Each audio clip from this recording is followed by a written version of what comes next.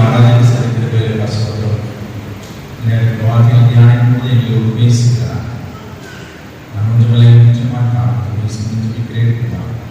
அல்லேலூயா. மகிழ்ச்சியான நல்ல நாளிலே உங்களை அழைத்த வட்டாராய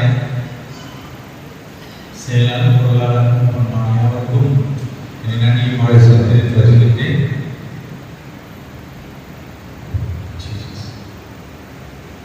முன்னாள் நிர்வாக குழுவினர், பெரியவர்கள், வாலிப பிள்ளைகள், சிறு பிள்ளைகள் யாருடைய வாழ்க்கையை கருத்துக்கள் ஆஸ்வதிப்பதாக எத்தனையோ பேர் கிடைக்காத ஒரு பெரிய ஸ்நாய்க்கும் ஆசீர்வாதத்தை கொடுத்திருக்கிறார். என்ன கொடுத்திருக்காரு? என்னமா அழகான ஆலயத்தை கொடுத்திருக்கிறார், பால்கனியோடு கொடுத்திருக்கிறார். நம்ம அன்பர்கள் எத்தனை பால்கனியோடு வச்சிருக்கு தெரியுமா? திருவான்மியூர், செம்பாக்கம், நன்மங்கலம், கோட்டடியார் 150 சர்ச்சில் நம்ம சர்ச்லையும் பால்கனியோட அழகான ஒரு ஆலயம் இருக்கிறது. ஆசீர்வதிக்கப்பட்டவர்கள். இதற்கு காரணம் நீங்க தான். உடைய காணிக்கை, உடைய ஜபம், உடைய உழைப்பு இன்றைக்கு ஆலயம் கடற்க வளர்ந்திருக்கிறது. மலையில் வைக்கப்பட்டவர்களுக்கு போல ஆலயத்தை பார்க்கணும்னா எப்படி பார்க்கணும்? நீதிமான் மழையை போல செழிப்பான், நீர்வழி போல வளருவான். மழையை பார்க்கணும்னா நேரா பார்க்க முடியாது, எப்படி அண்ணாந்து தான் பார்க்கணும். இந்த பனை எப்படி இருக்கு தெரியுமா? மழை வரலாம் கூட, வெயில் காலத்துல கூட அந்த பனை ஓலை எப்படி இருக்கும்? பச்சை பசேல் தான் இருக்கும். அதை ஒரு கத்தி எடுத்து அதை வெட்டணும்னா கூட அதுக்குள்ள என்ன இருக்கும்? ஈரம் இருக்கும், தண்ணி இருக்கும். நீதிமான் பனையை போல செழித்து கேதுவை போல வளருவான். நீங்க பனையை போல செழித்து கேதுவை போல வளர்ந்திருக்கீங்க. உங்களுடைய சந்ததி, உங்கள் பிள்ளைகளை ஆசீர்வதித்திருக்கீங்க. அழகா பிள்ளைங்க பாடினாங்க, ரொம்ப நல்லா பாடினாங்க. நிறைய இடத்துல போய் காம்படிஷன் கலந்து பேசலாம். அழகான நல்ல வாலிப பிள்ளைகள் சபையிலே தேவன் கொடுத்திருக்கிறார். அல்லேலூயா. நான் அந்த ஆலயத்தில் இருக்கும் பொழுது ஃபர்ஸ்ட் பெருங்குடி காணகம், பெருங்குடி காணகம் இந்த 2 சர்ச் தான் நான் பார்த்துட்டு இருந்தேன். அதுக்கு பிறகு கோட்டராடையார் வரீங்களா அப்படின்னு சொல்லி என்னை இந்த ஆலயத்தில் கொண்டு வந்தார்கள். சின்ன அட்டுதான் இருந்தீங்க. தண்ணிலாம் நிறைய உழவும், தண்ணி ஊற்றும். ஒரு பழைய ஓடு போட்ட ஒரு ஆலயம் இருந்தது. அங்கே என்னுடைய குட்டி குட்டி பிள்ளைங்க தான். அங்கே வந்தவர் தான் எனக்கு பையன் பிறந்தான். சின்ன பாப்பா இருந்தா.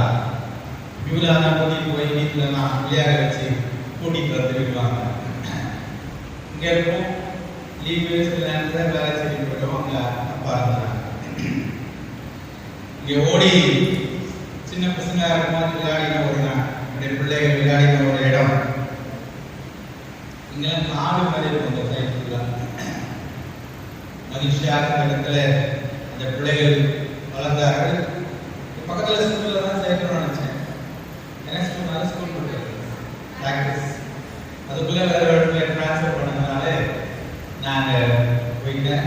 இன்னைக்கு அந்த 2 பிள்ளைகளுக்கும் திருமணம் செய்து வச்சுட்டேன். ஒரு பேத்தி தேவன் கொடுத்திருக்கிறார். நீ நான் தாத்தாவாயிட்டேன். தேவன் இந்த இடத்துல எங்கள் பிள்ளைகளை வளர்படியாக வச்சிருக்கிறார். இங்கதான் பேஸ் இருக்கு, இங்கதான் கற்றுக்கொண்டேன். செய்தி கொடுக்க, பாடல் பாட, வர்ஷிப் பண்ண, இதெல்லாம் கற்றுக்கொண்டேன்.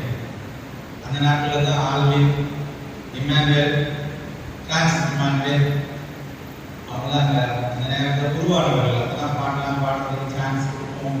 அந்த ஸ்கூலில் போய் மீட்டிங்லாம் வைப்பாங்க.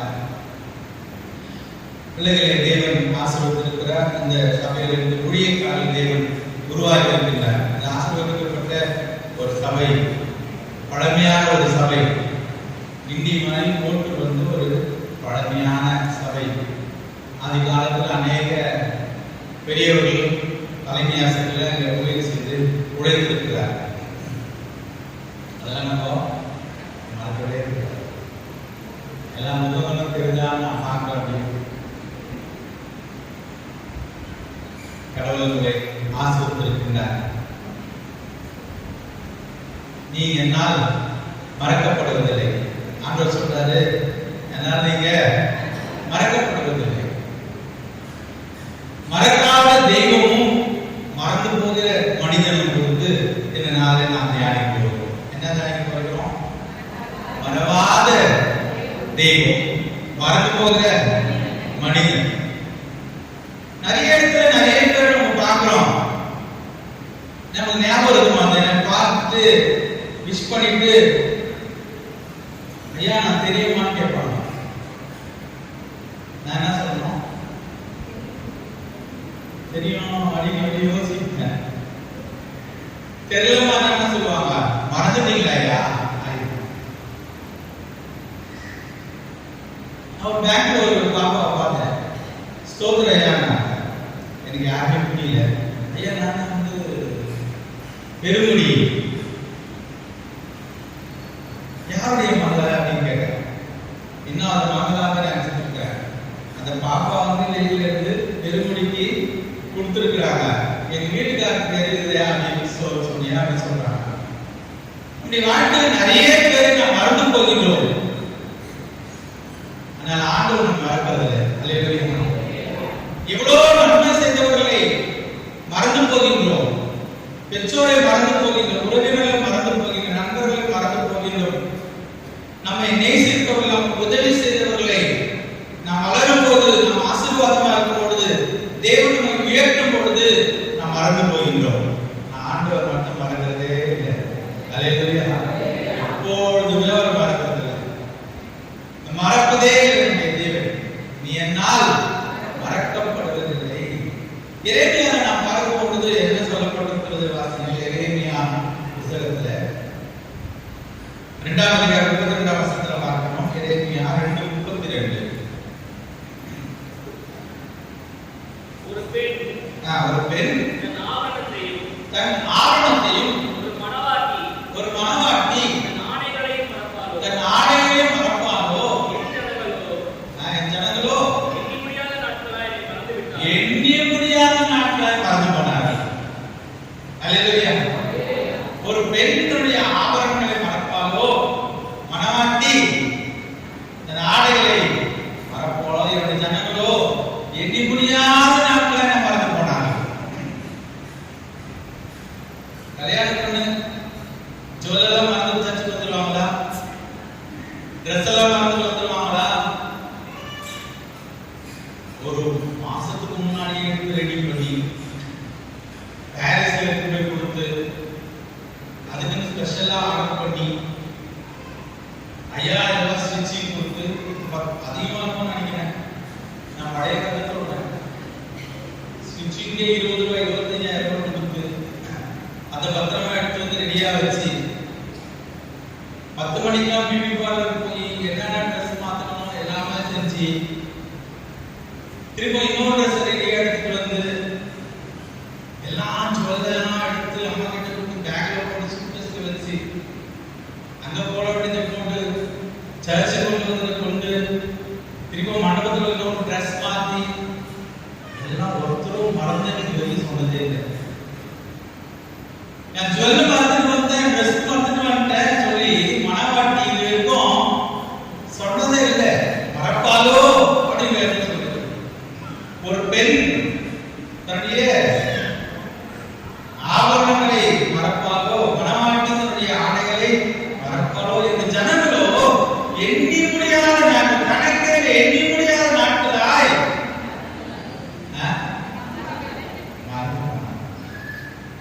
எங்க ஜனங்களை நம்ம மறந்து போகுது. நீங்க உங்க விஷயம் மறக்காம இருக்கீங்களே. என் ஜனங்க எண்ணி முடியாத நாட்களாக மறந்து போனாங்க. தாய் தன் பிள்ளைகளை மறப்பாதனால் நீங்க என்ன நான் உங்களை தாய் கூட சில நேரத்தில் மறந்து போவார். தாய் தன் பிள்ளைகளை மறப்பாதனால் நான் உங்களை மறக்கவே மாட்டேன் அப்படின்னு சொல்லியிருக்கிறார். தாவீது ரொம்ப அழகான ஒரு வசனத்தை சொல்றாரு. படிச்சு பார்க்கிறேன். படிக்க நல்லா இருக்கு. அது என்னன்னா நீங்க தான் மீனிங் சொல்லணும். 137:5 137:5 எருசலேமே நான் உன்னை மறந்தால் என் வலது கை என் தொழிலை மறப்பதாக. எருசலேமே நான் உன்னை மறந்தால் என்னுடைய வலது கை என் தொழிலை மறப்பதாக. என்ன வசனம் இது? நான் உன்னை மறந்தால் என்னுடைய வலது கை என்னுடைய தொழிலை மறப்பதாக. என்ன தொழில்? வலது கை என்ன தொழில்? என்ன சொல்றது? அதான் ஃபர்ஸ்ட். வலது கை தொழிலை மறப்பதாக சொன்னா என்னது ஃபர்ஸ்ட்?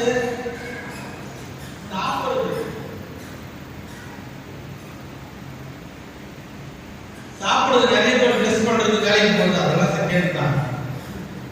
இது தொழிலை மறப்பதாக. நல்ல விளக்கமா சொன்னா என்ன சொல்லணும்?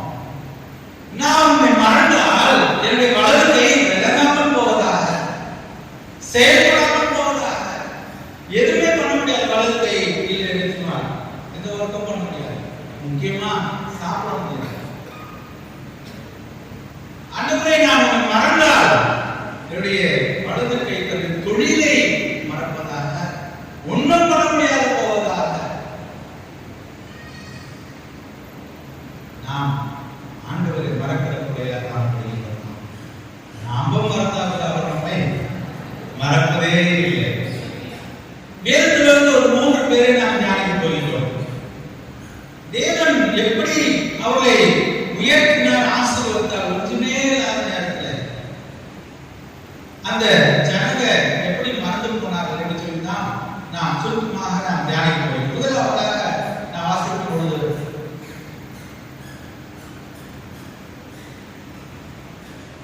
2 நாளாகும் சொல்லுங்கள்.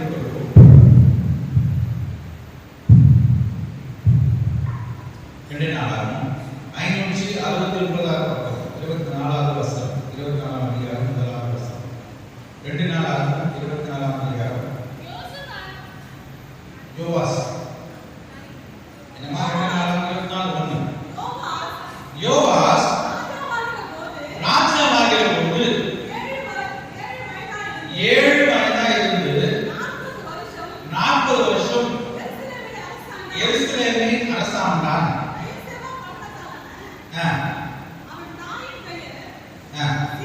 சிமியா. போதுமா? யோவாஸ் ராஜாவாகிற போது 7 வயதாக இருந்தார். யோவாஸ் யூதாவின் ராஜாவாக இருந்தார். அவன் வயது ராஜாவாகிற போது 7 வயது தான். 40 ஆண்டுகள் இஸ்ரவேலை ஆட்சி செய்து கொண்டிருந்தார். சின்ன வயசுல 7 வயசுல அவன் ராஜாவானார். அவன் அப்பா மரித்து போனார். மரித்து போன உடனே ஒரு ராஜாவை கொண்டுட்டாரு. அவர் மரித்து போனாரு. அவர் ராஜாவாக இருந்தார். அடுத்தது யோவாஸ் ராஜாவாகணும். அவன் சின்ன குழந்தை. இதனால அந்த பாட்டி என்ன பண்ணாங்க? எத்தாலியா அந்த ராஜ வம்சத்தார் எல்லாரையுமே கொண்டு போட்டாங்க. அரண்மனையில போய் எல்லாரையும் கொண்டு போட்டாங்க. அப்ப அந்த யோவாஸ் வந்து சின்ன குழந்தை. அந்த நாட்டிலே ஆசாரியன் யோவாஸ் இருந்தார். யோகிதாவா வாசிக்குமா? யோகிதா ஆசாரியன் யோகிதா அவனுடைய மனைவியும் இந்த குழந்தையை தூக்கி போய் மறைச்சு வச்சு வளர்த்துட்டு இருந்தாங்க. இந்த அத்தாலியா இந்த குழந்தையும் கொண்டு போடுற போடா. அந்த அத்தாலியும் அரண்மனையிலே ராணியாக அவங்க இளவரசியாக கொஞ்ச நாள் ஆட்சி செய்து கொண்டிருந்தாங்க. இந்த குழந்தை யாருக்குமே தெரியாம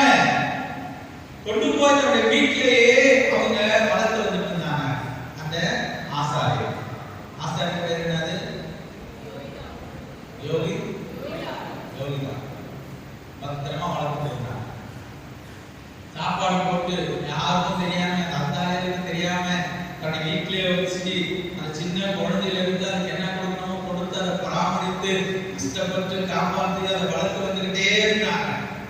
ஆசாரியர்கள் வளர்ந்துகிட்டே இருந்தாங்க. 7 வயது ஆன பொழுது அந்த ஆசாரியன் கொண்டு வந்து இஸ்ரவேல் ஜனங்களுக்கு முன்பாக இவன் தான் இளவரசன், இவன் தான் அடுத்த ராஜாவாக வேண்டும் என்று சொல்லி அந்த 7 வயதில கொண்டு வந்து ஜனங்க மத்தியில் அறிமுகமாக்கி அவனை ராஜாவாக வைத்தார். அல்லேலூயா. 40 ஆண்டுகள் இஸ்ரவேலை ஆட்சி செய்து கொண்டிருந்தார். 40 ஆண்டுகள் அந்த ஆட்சியை செய்து கொண்டிருந்தார். செய்து கொண்டிருக்கும் பொழுது அந்த ஆசாரியன் என்ன சொல்றாரோ அதற்கெல்லாம் கீழ்ப்படுத்தி அவன் எல்லா வேலைகளையும் செய்து கொண்டிருந்தார். ஆலயத்தை பழுது பார்த்து அதை சுத்தப்படுத்தி அதை என்னென்ன நல்ல காரியங்கள் ஆலயத்தில் செய்ய வேண்டுமோ எல்லாவற்றையும் அவர் செய்தார். இந்த ராஜாவுடைய காலத்தில் தான் முதல் இந்த மாதிரி ஒரு உண்டியல் செய்து வச்சார். அந்த வசனத்தை அதுக்கு வாசிக்கிறீங்களா? உண்டியல் அவர் காலத்தில் செய்து வைத்தார்.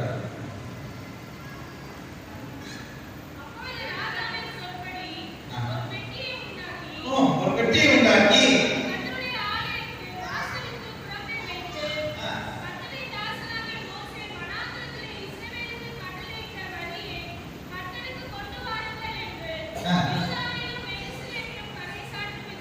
அப்போதுமா இவருடைய யோவாசுடைய ஆட்சி காலத்துல தான் அவரே ஒரு பெட்டியை செய்து எல்லாரும் கொண்டு வந்து அதை காணிக்கையில போடுங்கன்னு சொல்லி எல்லா ஜனங்களும் உற்சாகத்தோடு அதை காணிக்கையில கொடுத்தார்கள்.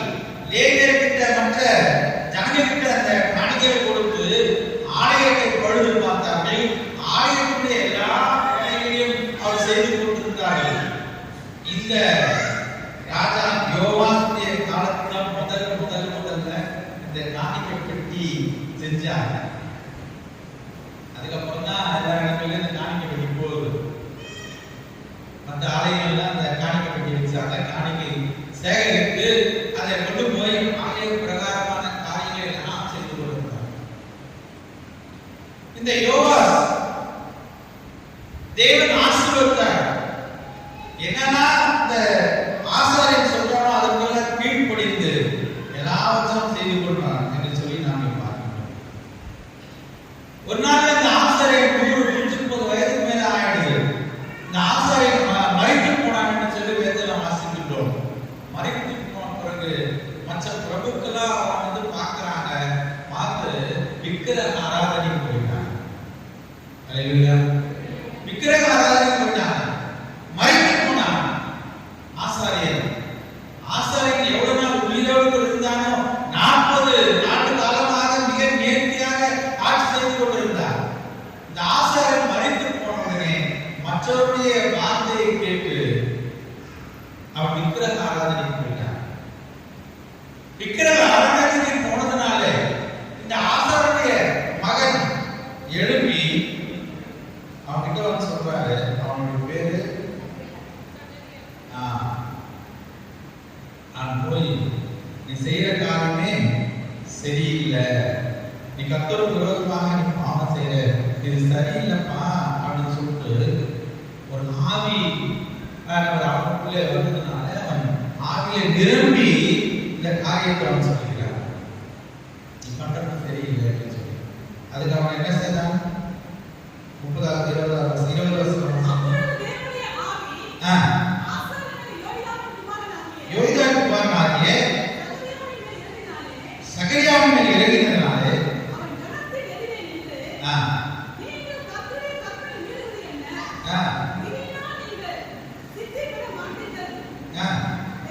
தேவன் சொல்லியிருக்கிறார்.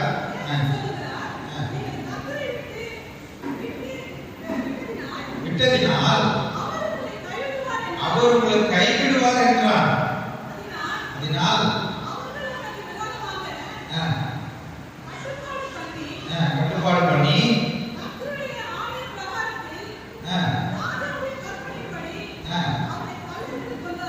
கல்லெறிந்து கொண்டார்கள். யார?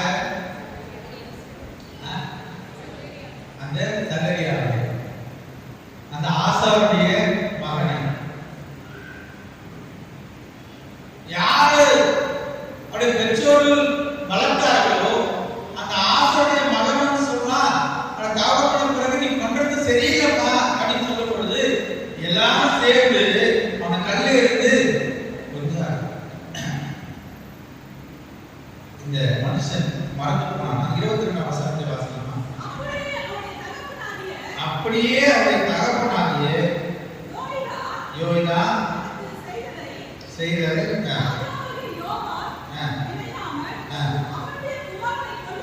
கொண்டு போனான். யோவான் அந்த ஆசிரியர் செய்த நன்மையான காரியங்களை அவன் மறந்து போய் அவனை கொஞ்சம் போட்டான் என்று சொல்லி நான் பார்க்கிறேன். எவ்வளவு நன்மைகளை வச்சு கொண்டான். அவன் குழந்தையா இருந்தான், சிறிய குழந்தை, அவனுக்கு தகப்பன் இல்லை. இந்த ஆசிரியர் கொண்டு போய் மறைத்து வைத்து வளர்த்தான். அவனுடைய பாட்டி அத்தாயிரம் தெரிஞ்சு அவனை கொண்டு போட்டுருவான். ராஜாவுடைய சந்ததி ஒருத்தருமே இருக்கக்கூடாது என்று சொல்லி அரண்மனையில் எல்லாரையும் கொஞ்சம் போட்டார்கள்.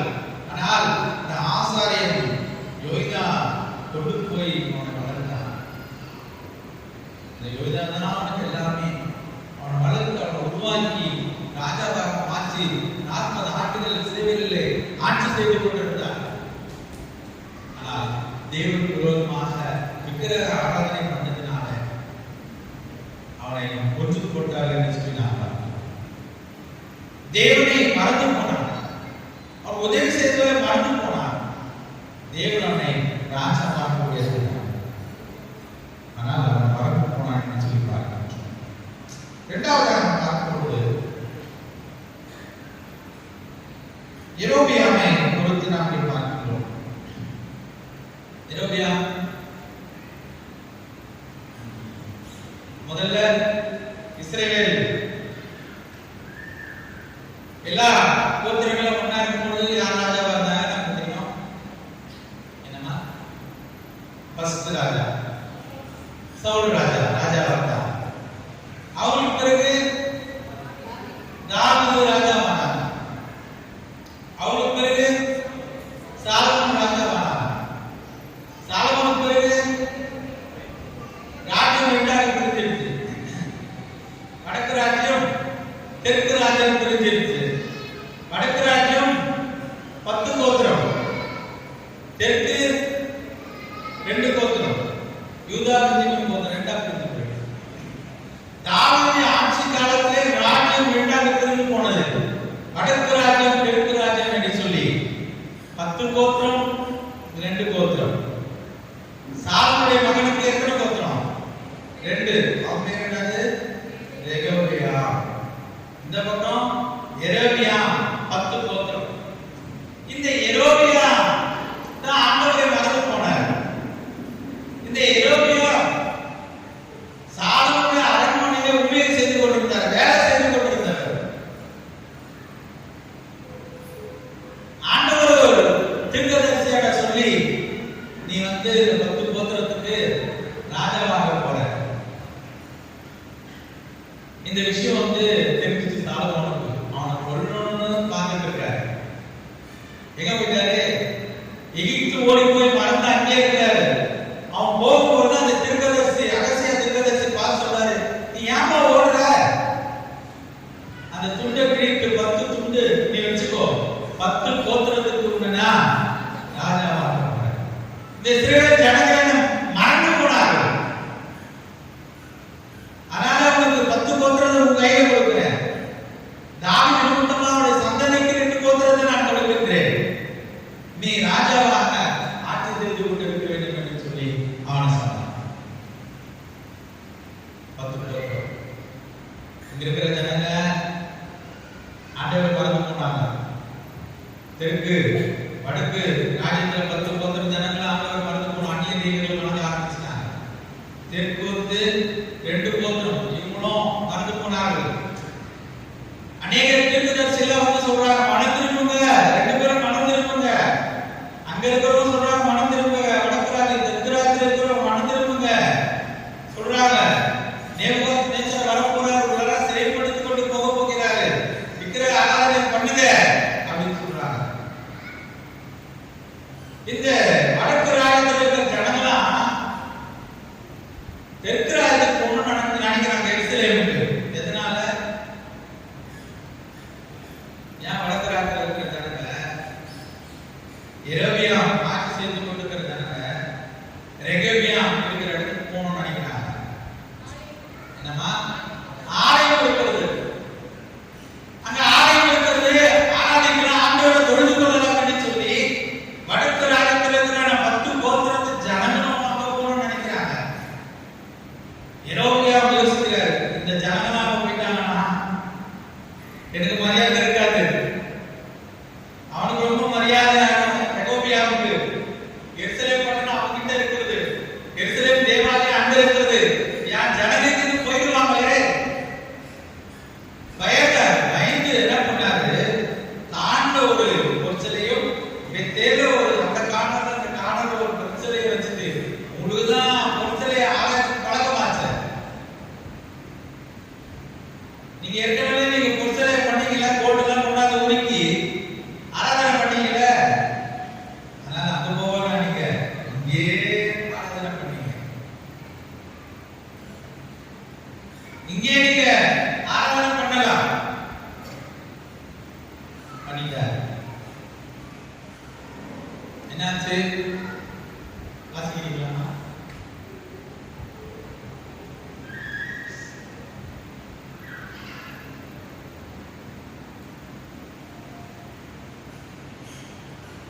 வாசிங்க. அந்த 1 ராஜாக்கள் 12ஆம் அதிகாரத்துல 27 இருந்து வாசிக்கலாங்க.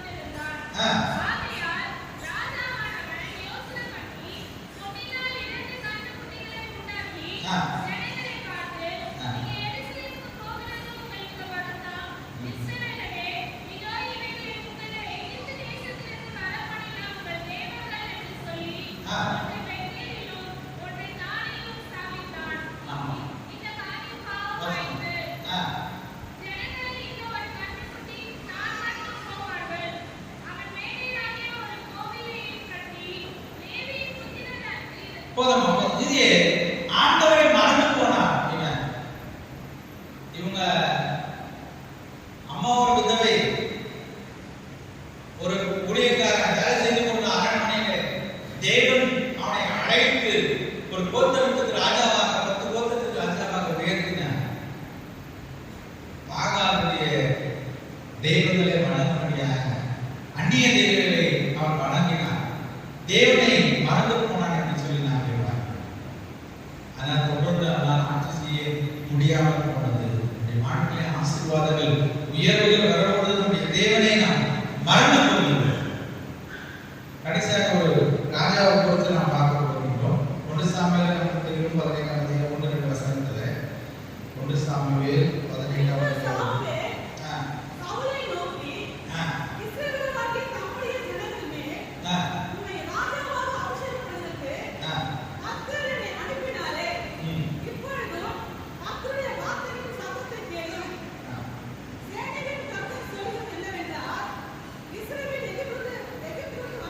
இஸ்ரவேலர் எகிப்திலிருந்து வரும்பொழுது அமலேக்கு வழிமறித்து செய்த காரியம் எனக்கு நினைவில் இருக்கிறது. இந்த அமலேக்கு ராஜாவை நீ பார்த்தீங்கன்னா அவனை கொன்று போடணும், அப்படி மிருக ஜீவன்களை கொன்று போடணும் அப்படின்னு சொல்லி சவுலிடத்தில் தேவன் சொல்லியிருக்கிறார். ராஜாவை நினைக்கிறாங்க எல்லா ஜனங்களும் எல்லாம் தேசத்துல ராஜா இருக்கிறது போல எங்களுக்கும் ராஜா வேணும் என்று சொல்லி இந்த இஸ்ரவேல் ஜனங்கள் ஆண்டவரிடத்தில் மன்றாடுகிறார்கள். சவுலை ராஜாவாக தேவன் நியமித்தார். அவன் எப்படி செலக்ட் பண்ணான் தெரியுமா? 9:2 நாம் பார்க்கும் பொழுது 1 சாமுவேல் 9ஆம் அதிகாரம் 2ஆம் வசனத்துல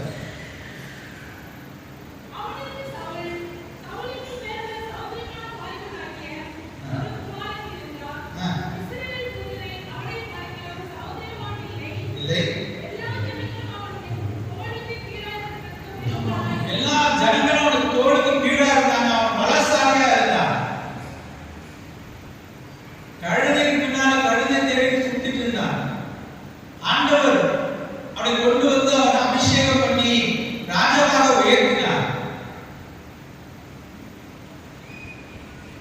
சாமுவேல் சொல்றாங்க தீர்க்கதரிசி, நீ இல்லாத அமலேக்கு வந்து இந்த இஸ்ரவேல் ஜனங்கள் எகிப்திலிருந்து புறப்பட்டு வரும்பொழுது இந்த அமலேக்கர் வழிபடத்தை ஒரு ஜனங்களை பிரச்சனை பண்ணாங்க.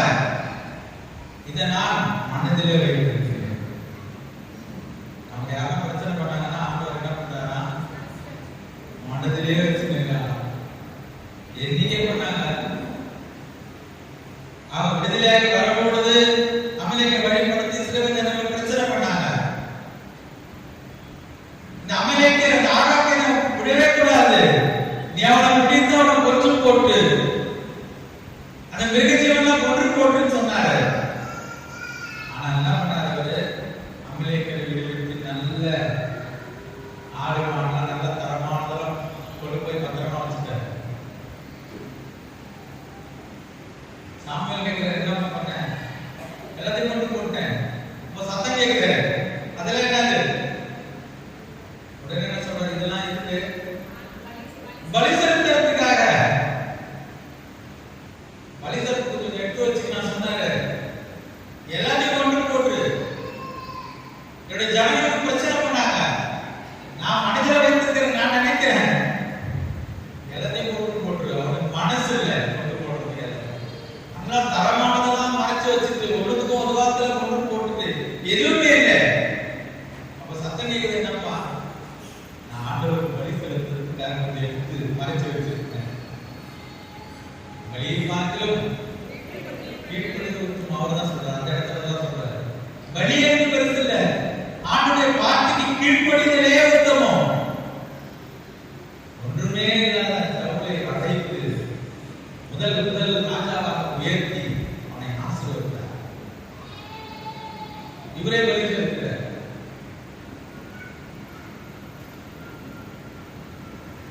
அவனை கூட கொஞ்சம் போட்டார்கள் என்று சொல்லி நான் வசனத்தில் வாசிக்கின்றோம். மனஸ்தாபப்பட்ட அவனுக்காக வசனம் சொல்லி ரொம்ப மன வருத்தமா இருக்கிறது அவனை பொறுத்து அப்படின்னு சொல்றாரு. 11 வசனத்தில் நான் வாசிக்கிறோம். 1 சாமுவேல் 15:11. மனஸ்தாபமா இருக்கிறது. அவன் என்னை விட்டு திருப்பி என் வார்த்தைகளை நிறைவேற்றாமல் போனான் என்றார். அப்பொழுது சாமுவேல், போதுமா, எனக்கு மனஸ்தாபமா இருக்கிறது, அவனை ராஜாவாக உயர்த்தினது, அபிஷேகம் பண்ணினது, எனக்கு மனஸ்தாபமா இருக்கிறது. அவனை நான் தள்ளிவிட்டு எனக்கு பிரியமான தாவீதை ராஜாவாக நான் அபிஷேகம் பண்ண போகிறேன் என்று சொல்லி தாவீது மூலமாக அவனுக்கு பிறகு தாவீதை ராஜாவாக உயர்த்தினார். காரணம் என்ன சொன்னார், ஆண்டவரை மறந்து போனார், உயர்த்தும் பொழுது மறந்து போனார். தேவன் தாவீதை உயர்த்தும் பொழுது அவன் மறந்து போகல. அவன் உயர்ந்ததில் ஆசீர்வாதம் வரும்பொழுது அவன் திரும்பி பார்த்து என்ன சொல்றான், ஆண்டவரே, நீர் எனக்கு கொடுத்த வீடு ஏமாத்திரம், என்னுடைய அரண்மனை ஏமாத்திரம், நீ என்னை எவ்வளவா ஆசீர்வதிச்சு, நான் ஏமாத்திரம், ஆண்டவரே, என் வீடு ஏமாத்திரம். அவன் ஆடுகளுக்கு பின்னாடி சுத்திட்டு இருந்தான், ஆடு மேய்த்து கொண்டிருந்தான். தேவன் பெரிய ராஜாவாக உயர்த்தினார். அழகான அரண்மனை இருந்தது. அந்த நேரத்துல அந்த அரண்மனையை நான் திரும்பி பார்த்துக்கலாம், ஆண்டவரே, இதுவரைக்கும் சொன்னது நான் ஏமாத்திரம், என் வீடு ஏமாத்திரம், நான் ஒன்றுமே இல்லை, நான் ஏமாத்திரம், ஆண்டவரே, நான் ஏமாத்திரம், வீடு ஏமாத்திரம். அவ்வளவு பெரிய அரண்மனையில இருந்தாரு, அவ்வளவு பெரிய ஆசீர்வாதம் இருந்தது. நான் ஏமாத்திரம், ஆண்டவரே அப்படின்னு சொல்றேன். நான் ஏமாத்திரம், வீடு ஏமாத்திரம். ஏன் அப்படி சொன்னாரு தெரியுமா? 5000 பேர் இசைக்கருவி வாசிக்கிறோம். அரண்மனையில் இருந்தாங்க. இசை வாசிக்கிறது எத்தனை பேரு? 5000 பேர். அரண்மனை பாதுகாக்கிறதுக்கு 5000 பேர். 5000 செக்யூரிட்டி இருக்காங்க அரண்மனையில. எத்தனை கேட்டு இருந்திருக்கும்? 5000 பேர். 5000 பேர் இசைக்கருவி வாசிக்கிறதுக்கே வச்சிருந்தாங்க. எவ்வளவு பெரிய இடம் இருக்கும், எவ்வளவு திறனா இருக்கும். 5000 பேருக்கு இசை மட்டும். மனசு கஷ்டமா இருந்தா நம்ம அப்படியே உட்கார்ந்து இசை கேட்டுட்டு இருப்பாரு, தேவனை ஆராதிக்கிறத கேட்டுட்டு இருப்பாரு. இதெல்லாம் நினைச்சு பார்த்து சொல்றாரு, நான் ஏமாத்துறேன், என்னுடைய வீடு ஏமாற்று, உயர்வு ஆசீர்வாதம் எனக்கு வைத்திருக்கிறீங்களே அப்படின்னு சொல்லிட்டு தாவீது சொல்லுகிறது நாங்கள் பார்க்கிறோம். தாவீதுக்கு பயங்கர ஆசை. என்ன ஆசை? அழகான வீட்டுல உட்கார்ந்துருக்கிறேனே, தாவீதுடைய நேரத்தில் யுத்தமே இல்லை. யுத்தம் இருந்தது, சாலமோனுடைய ஆட்சி காலத்தில் யுத்தம் இல்லை. யுத்தம் முடிஞ்சு வயதான பிறகு அவர் அரண்மனையில படுத்து இருக்கிறார். படுத்து இருக்கும் போது தான் யோசிக்கிறாரு, நான் ஒரு அழகான அரண்மனையில படுத்து இருக்கிறேன், கேதுருவால் கட்டப்பட்ட அரண்மனையில் வாசமா இருக்கிறவனே, உடன்படிக்கை பெட்டி எங்க இருக்கிறது? கூடாரத்துக்குள்ள இருக்கிறது, சாமியானுக்குள்ள இருக்கிறது. நான் அழகான அரண்மனையில கேதுருவால் கட்டப்பட்ட இவ்வளவு பெரிய அரண்மனையில நான் வாசமா இருக்கிறேனே. ஆண்டவருடைய உடன்படிக்கை பெட்டி அங்கே சாமியானுக்குள்ள இருக்கிறது, வனாந்தரத்தில் இருக்கிறது. நான் அவருக்கு இன்னொரு ஆலயம் கட்டக்கூடாதா?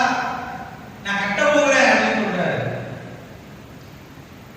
நாத்தான் தீர்க்கதரிசி சொல்றாரு, ஆண்டவருடைய வார்த்தை நாத்தான் தீர்க்கதரிசி மூலமாக தாவீது பொழுது தாவீது கிட்ட வந்து என்ன சொல்றாரு, நீ ஆலயத்தை கட்ட வேண்டாம். அநேக யுத்தங்களுக்கெல்லாம் போயிட்டு கரங்கள்லாம் ரத்தக்கரை படிந்திருக்கிறது. உனக்கு பிறகு உன்னுடைய மகன் சாலமோன் கட்டணும். தாவீது எல்லாவற்றையும் சேகரித்து வைத்திருந்தார்.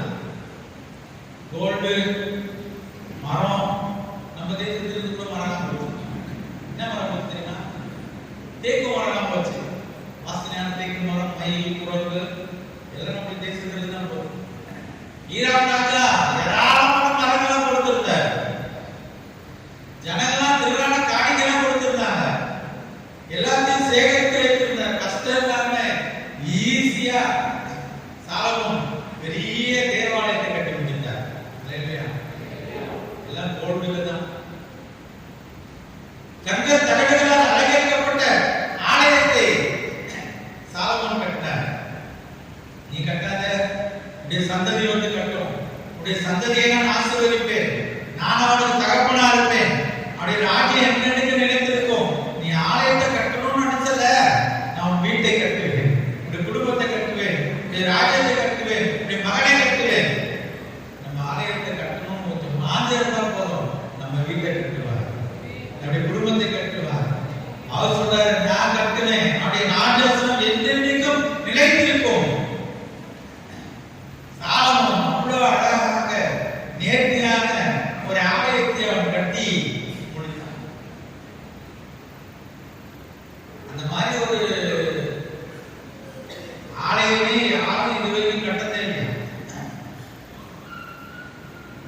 நேபுகாத்நேச்சர் வராரு. நிறைய பேர் சொன்னாங்க, நேபுகாத்நேச்சர் வருவாரு, பாபிலோன்ல இருந்து நீங்க அந்நிய தேவனை வணங்குனீங்கன்னா ஆலயத்துல இடிச்சுட்டு போயிடுவாரு, இதெல்லாம் பொருட்கள்லாம் வாங்கி போயிடுவாரு சொல்லிட்டே இருந்தாங்க. திருத்தமா நிறைய பேர் சொல்லிட்டே இருந்தாங்க. இவர் கேட்கவே இல்லை. நேபுகாத்நேச்சர் வந்தாரு. எல்லாம் நல்ல தரமான வாலிபர்களை கூட்டிட்டு போயிட்டாரு. அப்பதான் ஷாட்ராக், மேஷாக், ஆபேத்நேகோவை கொண்டு போயிட்டாங்க. ஆலயத்தை என்ன பண்ணாங்க? சுட்டு எரித்தாங்க. ஏன் இடிச்சிட்டு போக வேண்டியதானே? ஏன் சுட்டு எரிக்கணும்? ஏன்? கோல்டு. அதான் ஆண்டவர் சொல்றாரு, இந்த ஆலயத்தை பார்த்துட்டு போக சொல்றாரு, ஒரு கல்லின் மேல் ஒரு கல் இல்லாம போகும் காலம் வரும். ஒரு கல் மேல ஒரு கல்லு கூட இல்லையா? ஏன் இல்ல? ஏன் இல்ல? கோல்டு எல்லாம் மெல்டாகி ஒரு கல்லுக்கு நடுவுல போயிடுச்சு. மண்ணு சிமெண்ட் கிடையாது, கோல்டு. எல்லா தங்க தகடுகளால் அலங்கரிக்கப்பட்ட ஆலயம். எவ்வளவு திரளான கோல்டு ஜனங்களாம் கொடுத்தாங்க, இவனும் சேகரித்து வைத்தாங்க. இந்த கோல்டு வந்து ஒவ்வொரு செங்கல் கற்களுக்கு நடுவுல இருக்கிறதுனால ஆண்டவர் ஒரு நாள்ல ஒரு கல்லின் மேல் கன்று இல்லாத போகும் காலம் சொன்னார். அதே மாதிரி கொடுத்துட்டாங்க. அந்த கல்லெல்லாம் எடுத்தால் இருக்கிற கோல்டு எல்லாம் சுரண்டி எடுத்துட்டு போயிட்டாங்க. ஒரு கல்லு மேல ஒரு கல்லு இல்லை ஒரு காலம் இருந்தது. தாவீது எல்லாம் சேகரித்து வைத்தார். சாலமோன் அழகான ஆலயத்தை கட்டினான். நான் நேபுகாத்நேச்சர் வந்து எல்லாத்தையும் இடிச்சு எல்லா ஜனங்களும் கூட்டிட்டு போயிட்டார். பாபிலோன் போய் 70 வருஷம் அடிமையா இருக்கிறான். அழுகிறாங்க, கண்ணீர் வடிக்கிறாள். நாங்க என்னைக்கு போறது? 70 ஆண்டு ஆயிடுச்சு. நாங்க எப்போ போவோம்? இவருடைய தேசத்துக்கு போவோம்? எப்ப நாங்க ஆலயத்தை கட்ட போறோம்? இதெல்லாம் அனுப்புல எஞ்சுறாங்க. எஸ்ராவின் காலத்துல, நெகேமியாவின் காலத்துல, செருபாபேல் கவர்னரா இருக்கும்போது ஜனங்கள் கொஞ்சம் கொஞ்சமா தேசத்துக்கு போறாங்க. எதுக்கு? ஆலயத்தை கட்டணும். ஜனங்க கொஞ்சம் பேர் போனாங்கல்ல, அங்க போனா எல்லாம் பாபிலோன் போயிட்டாங்க. ஒரு வீடு, ஒரு தோட்டம் அப்படியே விட்டு போயிட்டாங்க. எந்த வீடு வேணாலும் நம்ம எடுத்துக்கலாம். நல்லா பெரிய பெரிய வீடா பார்த்து எடுத்துக்கலாம். எவ்வளவு பெரிய திராட்சை தோட்டம் இருக்குது, எல்லாத்தையும் நம்ம காம்பவுண்ட் போட்டு நம்ம எடுத்துக்கலாம்.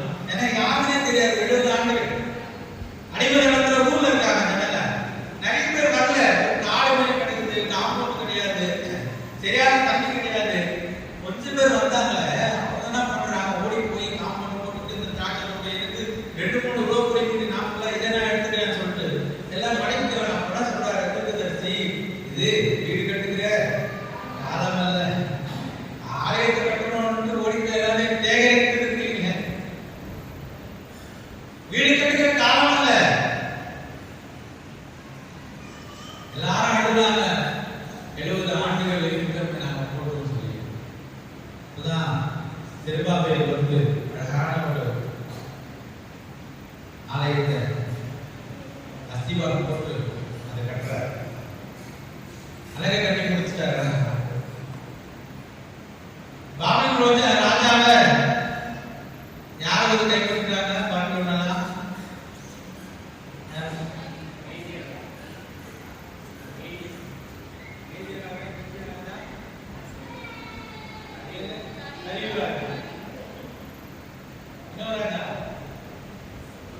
செருபாபேல் இல்ல, செருபாபேல் பேஸ்மெண்ட்லாம் போடுறாரு. அனுப்புறது யாரு? 44 ஏசியா 44:8 கோரேஸ் ராஜா. வாசிங்க ஏசியா 44:8. நீங்கள் கலங்காமலும் பயப்படாமல் இருங்கள். அக்காலம் முதற்கொண்டு நான் அதை உனக்கு விளங்க பண்ணிடுவேன். இல்லையா? இல்லையா? 18 இல்ல 4 கோரேஸ். எத்தனை? 28 44:28. கோரேசை குறித்து கோரேசை குறித்து அவன் என் மேய்ப்பன். என் மேய்ப்பன் அவன் எருசலேமை நோக்கி எருசலேமை நோக்கி நீ கட்டப்படு. கட்டப்படு என்றும் தேவாலயத்தை நோக்கி ஆ, நீ என் அஸ்திவாரம் பண்ணு என்றும் எனக்கு பிரியமானதை எல்லாம் ஆ, நிறைவேற்றுவான் என்று நிறைவேற்றுவான். இந்த கோரேஸ் நிறைவேற்றுவான். அந்த கோரேஸை பத்தி முதலாம் வசனத்துல என்ன சொல்லப்பட்டிருக்குமா? இப்பொழுது என் தாசனாகிய யாக்கோபே, யாக்கோபே நான் தெரிந்து கொண்ட இஸ்ரவேலே, ஆ, கர்த்தராகிய நான் அபிஷேகம் பண்ணின கோரேசுக்கு முன்பாக ஆ, ஜாதிகளை கீழ்ப்படுத்தி ஆ, ராஜாக்களின் சிறை கட்டுகளை அகற்றும்படிக்கும் ஆ, அவனுக்கு முன்பாக வாசல்கள் பூட்டப்படாதிருந்த ஆ, கதவுகளை திறந்து வைக்கும்படிக்கு அவனை பார்த்து அவன் வலது கையை பிடித்துக் கொண்டு ஆ, அவனுக்கு சொல்லுகிறதாவது, ஆ, நான் உனக்கு முன்னே போய் கோணலானவர்களை செம்மையாக்குவேன். ஆ, உன்னை மேய்ச்சலை அழைக்கிற இஸ்ரவேலின் தேவனாகிய கர்த்தர் நானே என்று நீ அறியும்படிக்கு வெண்கல கதவுகளை உடைத்து இரும்பு தாழ்பாள்களை முறித்து அந்தகாரத்தில் இருக்கிற பொக்கிஷங்களையும் ஒளிவிடத்தில் இருக்கிற புதைகளையும் உனக்கு கொடுப்பேன். நான் என் தாசனாகிய யாக்கோபின் நிமித்தமும் நான் தெரிந்து கொண்ட இஸ்ரவேலின் நிமித்தமும் நான் உன்னை மேய்ச்சலை அழைத்து நீ என்னை அறியாதிருந்தோம். உனக்கு நாமம் தருவேன். ஆமா, நீ என்னை அறியாதிருந்தோம். கோரேசை தேவன் தெரிந்து கொண்டார். கோரேஸ் பிறப்பதற்கு முன்பாக 200 ஆண்டுகள் முன்பதாக இந்த ஏசாயா தீர்க்கதரிசி சொல்றார். கோரேஸ் என்பவர் வருவார். அவர்தான் இந்த ஜனங்களை அனுப்புவாரு. அவன் காலத்துல தான் நீங்க ஆலயம் கட்டினா நம்ம ஜனங்களை அனுப்பி வைப்பார். கோரேஸ் என்பவர் வருவார். தானியேல் அந்த கோரேஸ் பாபிலோனை கைப்பற்றி அந்த அரண்மனையில் இருக்கிறார். கோரேஸ் கிட்ட தானியேல் தீர்க்கதரிசி இந்த ஏசியா புத்தகத்துக்கு ஆகிற பேரு பைபிள் போடப்பட்டிருக்கிறது. 200 வருஷத்துக்கு முன்னாடி கோரேஸ் என்பவன் பிறப்பான். அவன் தான் எருசலேமே ஆலயத்தை பார்த்து கட்டு அப்படின்னு சொல்ல போறான்னு சொல்லி கோரேஸ் பிறப்பதற்கு முன்பதாகவே ஏசியா புத்தகத்துல அவன் பேர் போடப்பட்டிருக்கிறது. இந்த கோரேஸ் ராஜா கிட்ட போய் கேட்கிறாங்க, உங்க காலம் பேர் இருக்கிறது, உங்க காலத்துல தான் இந்த பாபிலோன் இருக்கிற ஜனங்களாம் போய் அடிமை நிலத்துல இருந்துட்டானே இஸ்ரவேல் ஜனங்க, யூதா ஜனங்க, இந்த யூதர்கள் எல்லாம் போய் ஆலயத்தை கட்ட போறாங்களாமே அப்படின்னு அந்த ராஜா கிட்ட சொல்றாங்க. அந்த ராஜா கவர்னர் செல்வாவில் அனுப்புறார். செல்வாவில் தான் போய் அஸ்திவாரம் போட்டு அழகான ஒரு ஆலயத்தை கட்டிவிட்டார். அதை சொல்லும் பொழுதுதான் சொல்லப்படுகிற தீர்க்கதரிசி புத்தகத்தில் பார்க்கும்போது முந்தின ஆலயத்தின் மகிமையை காட்டிலும் முந்தின ஆலயத்தின் மகிமை பெரிதா இருக்கப்பட்ட சொல்கிறார். முந்தின ஆலயத்தின் மகிமை காட்டிலும் முந்தின ஆலயத்தின் மகிமை பெரிதா இருக்கும். முந்தின ஆலயம் யாரு? சாலமோன் பயங்கர காசுல வச்சிருந்து கோல்ட்ல ரொம்ப அழகா கட்டின ஆலயம் தான் முந்தின ஆலயம். பிந்தின ஆலயம் யார் கட்டுறது? செருபாபேல் கோரேஸ் ஆட்சி காலத்துல கட்டப்பட்ட ஆலயம். இதுலயே மகிமை பெருசா நான் ரொம்ப கஷ்டப்பட்டு ஜனங்களாம் கேட்டு வாங்கி ஆலயம் கட்டின வரி பணம் கொடுத்து காணிக்கிட்டு கேளு கொலை பண்ணி கேட்டு வாங்கிப்பா. நான் சொன்னாங்க வாங்க செருபாபேல் ஆட்சி காலத்துல இல்ல டாக்ஸ் எல்லாம் கொடுங்க, காசு கொடுங்க, காணி கொடுங்க, கோல்டு எல்லாம் வச்சிருக்கீங்களா, நிறைய கப்பல் செய்யணும் எல்லாத்தையும் கொண்டு வந்து கஷ்டப்பட்டு விரோதியும் இல்லை இடையூறும் இல்லை எல்லா அழகான ஆலயத்தை கட்டினாங்க. ஆண்டவர் சொல்றாரு மகிமை இதுலதான் இருக்கிறார்.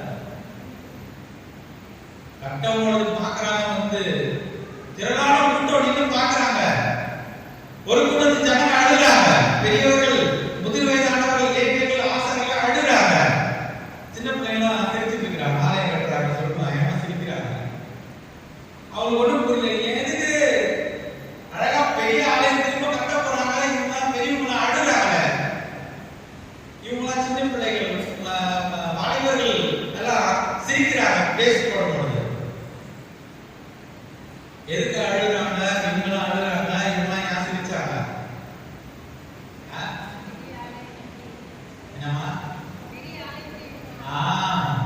பெரிய ஆலயம் என்னுடைய மீறுதலாலே அந்நிய தேவர்கள் வணங்கினாலே தீர்க்கதரிசியுடைய வார்த்தைகளை கேட்காதனாலே கீழ்ப்படியாதனாலே எவ்வளோ பெரிய ஆலயம் இடிச்சு போட்டாங்களே, எங்களால தானே அதை பார்த்தோம்.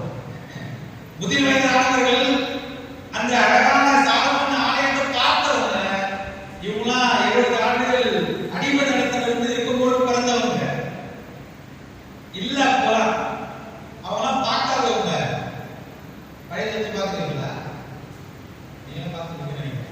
அதை பார்க்காதவங்க இவங்க வந்து மயமா இருக்கிறாங்க. மய காக்கியவங்களுக்கு ஐயோ ஆலயம் கட்டுறாங்க, அடிமை நிலத்துக்கு வந்துட்டு இவ்வளவு அழகான ஆலயம் கட்டுறாங்க, பயங்கரமா சிரிப்பாங்க. இவங்களாம் பெரியவங்களாம் அழுகிறாங்க. எங்களுடைய மீறுதல் அந்த மாதிரி ஒரு ஆலயம் விரும்பி கட்டுறதில்லை. அவருடைய ஆலயத்தை நான் எடுத்துட்டு போய் என்னுடைய மீறுதலை என்னுடைய பாவங்களால விருப்பம் எனக்கு அதுலதான். முந்தின ஆலயம் மகிமை ரொம்ப பெருசா இருக்கும். ஏன்னா அந்த முந்தின ஆலயம் வந்து ஒரு ராஜாவுக்கு விருப்பம் தான். எனக்கு நான் இவ்வளவு பெரிய வீட்டில் இருக்கிறேன், அவருக்கு ஒரு ஆலயம் கட்டக்கூடாது, உடன்படிக்கை பெரிய ஆலயத்தில் கொண்டு வந்து வைக்கக்கூடாதான்னு சொல்லி அந்த ராஜாவுடைய விருப்பம். ஆனா இது வந்து தேவனுடைய விருப்பம். கட்டணும்னு ஆசைப்பட்ட சரி கட்டு, நீ கட்டணும் உன் மகன் கட்டணும். ஆலயத்தை கட்டணும்னு ஒரு வாஞ்ச ஆசை இருந்ததுனால உன் சந்ததியை ஆசீர்வதிக்க ஆசீர்வதிப்பேன். தாவீதின் சந்ததியினால சந்ததியை ஆசீர்வதிக்கப்பட்டிருக்கும், ராஜ்யம் நிலைத்திருக்கும் அப்படின்னு சொல்றாரு. இந்த ஆலயம் அவர் சொல்றாரு தேவனுடைய கட்டளை, எனக்கு ஒரு ஆலயத்தை போய் கட்டுங்க, பேசி போடுங்க, பண்ணுங்க அப்படின்னு சொல்றாரு. கஷ்டத்துல கட்டப்பட்ட ஒரு ஆலயம். ஐயா ரொம்ப நேரம் பேச சொன்னாரு. 12 மணிக்கு சாப்பாடு வரும், எனக்கு டான்ஸ் ப்ரோக்ராம் இருக்கு, அதனால நீங்க எவ்வளவு நேரம் ஒன்றா பேசுங்கன்னு சொல்லிட்டாங்க. அதனால நான் முடிச்சது முந்தின வீட்டை கட்டிலும் பிந்தின வீடு மகிமை பெறுகிறார். முந்தின வாழ்க்கையை காட்டிலும், முந்தின வருமானத்தை காட்டிலும், முந்தின கஷ்டத்தை காட்டிலும் இப்போ பிந்தின இந்த வாழ்க்கை ஆசீர்வாதம். அழகான ஒரு வீட்டை கட்டிக்கிறாங்க, மனசுல காசு கொடுங்க, காசு கொடுங்க, காசு கொடுங்க, காசு வேணும் கேட்டு கேட்டு நாம தரோம் தரோம் தரோம் தரோம் கண்டிப்பா கொடுத்துருவோம். யார் போன் பண்ணாலும் நான் இல்லைன்னு சொல்றதே இல்லை, கண்டிப்பா கொடுத்துருவோம். கவலைப்படாதீங்க.